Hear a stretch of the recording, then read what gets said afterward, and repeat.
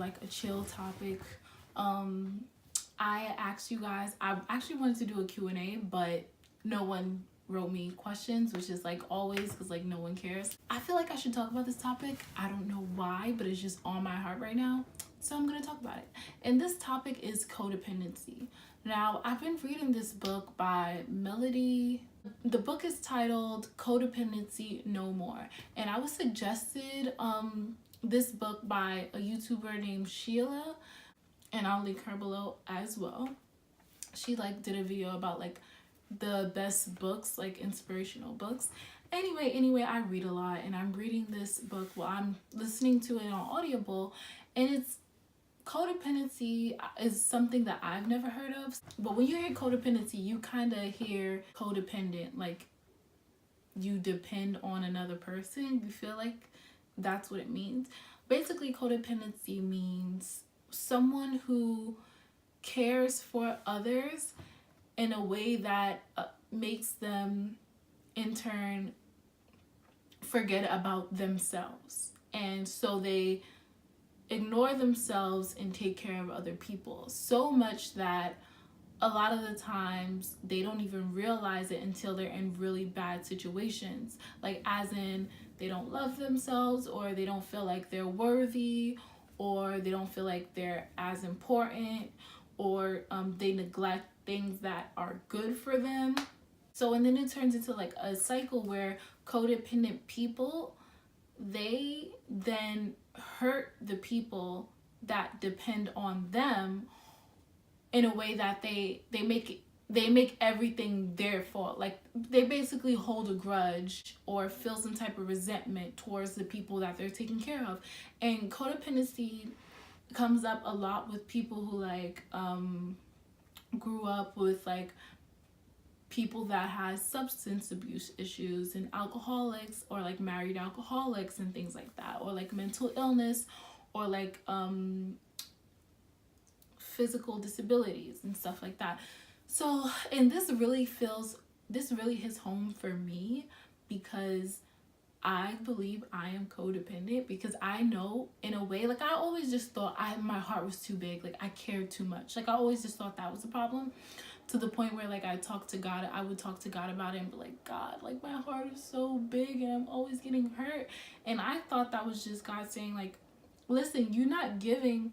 And I think this is it. It's when God is saying like, your heart is perfect. I made your heart perfect. Your heart is big for a reason. And you feel that way because you're giving the wrong things your love. That love, your heart is meant for me.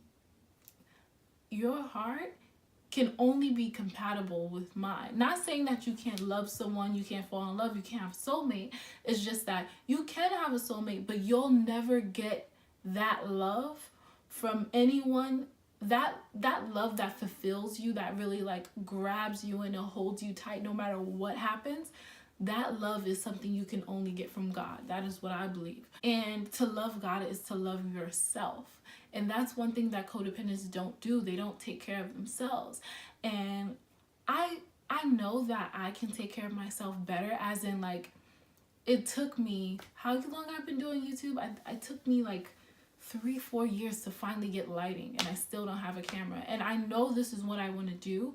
I'm just always like, oh, I need to put money into this, I need to put money into that. And it's not like the only thing that I had wrong with codependent, like the whole codependent thing, was basically it's blaming someone else for why you are the way that you are. And I don't like blaming other people for like why I'm so messed up. But that has a lot to do with how you treat yourself. Growing up, I saw the relationships that I was in, and I saw the people that I accepted into my life, and I saw that I had no real like standard. I didn't think I was valuable. So then I would accept people that didn't think I was valuable either, but then I would get mad at them for not accepting me. You get what I'm saying? And it's just like this big thing. And I'm not going to turn this to a psychology class, but I think you guys should really look into it, because this book is making me think about the world differently. And I am the type of person that sees the symbolism in every single thing, and I see like the catch-22s, and I see like the double meaning in like every single thing in life. And sometimes that can be a little overwhelming for other people. But me, my mind is like always racing and thinking about these things. So, but one thing that is good about that is I'm always able to self-reflect. So I self-reflect, and I believe that I am codependent to an extent, not as bad as some people may be, but now I'm making the conscious decision to take care of myself and do what I have to do to secure my well-being, my mental health, my future, my financial success. And this might seem like, girl, duh, like you should have been doing that, but some people really don't even notice that they're neglecting themselves. Like some people don't even notice that, literally, until it's too late. Thank God that I noticed that. I'm going through this when I'm only 20 years old. It's like, imagine if I didn't come across it. In this book, like the demographic for this book is like married, like 40-year-old woman. So that's kind of, yeah.